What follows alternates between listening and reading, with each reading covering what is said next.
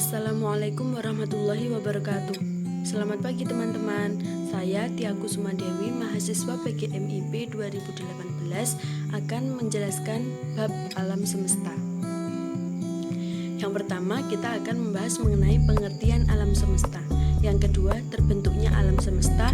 Yang ketiga yaitu galaksi, keempat nebula, dan kelima bintang. Yang pertama, kita akan membahas pengertian alam semesta. Apa sih pengertian alam semesta itu?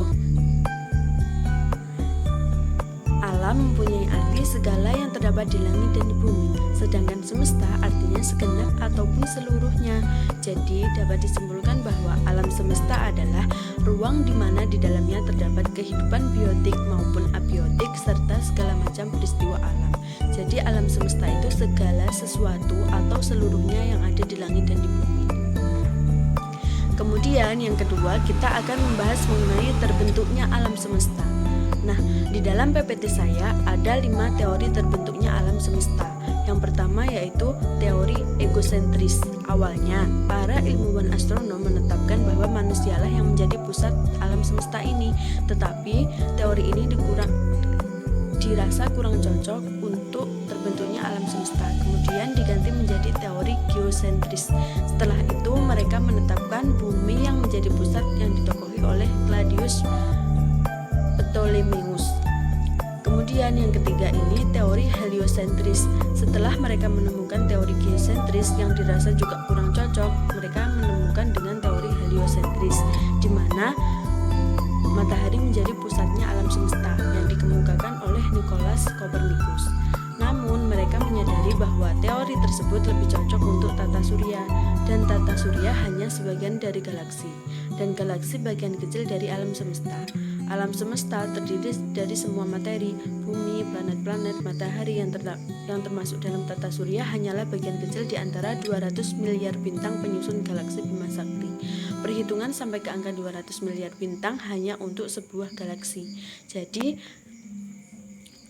ketiga teori tersebut belum cocok jika menjadi teori terbentuknya alam semesta. Kemudian teori yang keempat yaitu teori keadaan tetap. Teori ini menjelaskan bahwa asal mula dari alam semesta ini merupakan sesuatu yang tidak bisa berubah. Alam semesta ini dimanapun dan kapanpun selalu sama. Berdasarkan prinsip tersebut, alam semesta terjadi pada saat tertentu yang telah lalu, dan segala sesuatu di alam semesta selalu tetap sama, walaupun galaksi-galaksi saling bergerak menjauhi satu sama lainnya. Kemudian teori terakhir ini yaitu teori ledakan mahadahsyat atau yang kita kenal dengan Big Bang.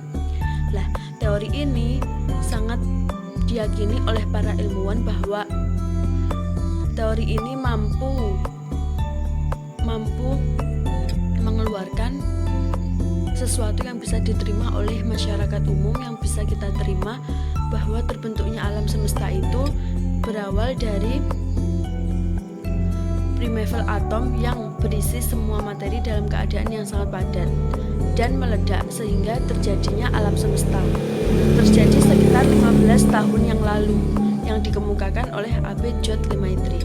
Jadi teori Big Bang ini yang biasa kita kenal dengan terbentuknya alam semesta. Setelah kita mengetahui teori terbentuknya alam semesta, selanjutnya kita akan membahas mengenai galaksi. Apa sih galaksi itu?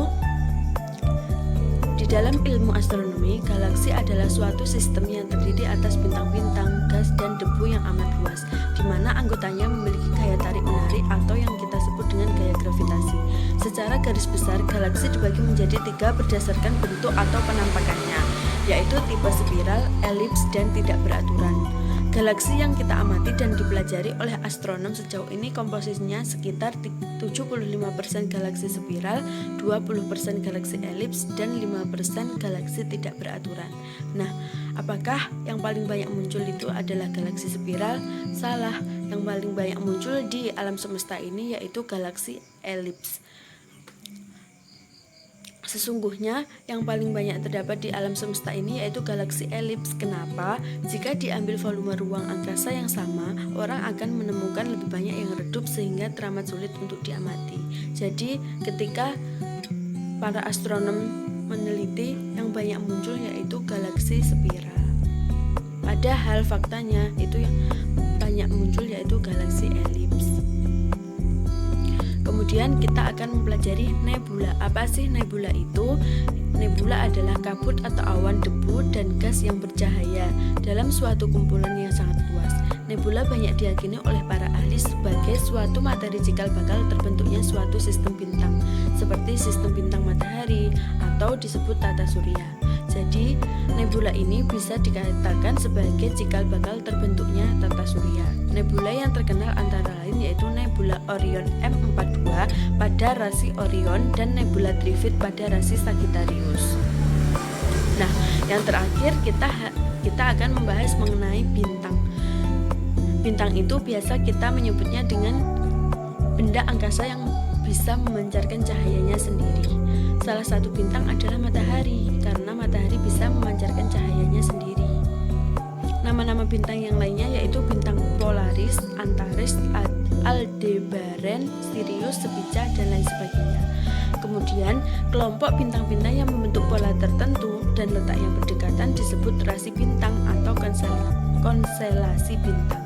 Contohnya yaitu rasi bintang Pari yang merupakan kumpulan dari 4 bintang yang letaknya berdekatan, yaitu bintang Alpha, Beta, Gamma, dan Delta. Kemudian di sekitar ekliptika yang seolah-olah melingkari bola langit terdapat 12 rasi bintang yang disebut zodiak. Nah, kita nggak asing kan dengan kata zodiak. 12 rasi bintang yang terdapat di sekitar ekliptika adalah Aries, Taurus, Gemini, Cancer, Leo, Virgo, Libra, Scorpio, Sagittarius, Capricorn, Aquarius, dan Pisces. Nah, demikianlah penjelasan mengenai alam semesta. Terima kasih.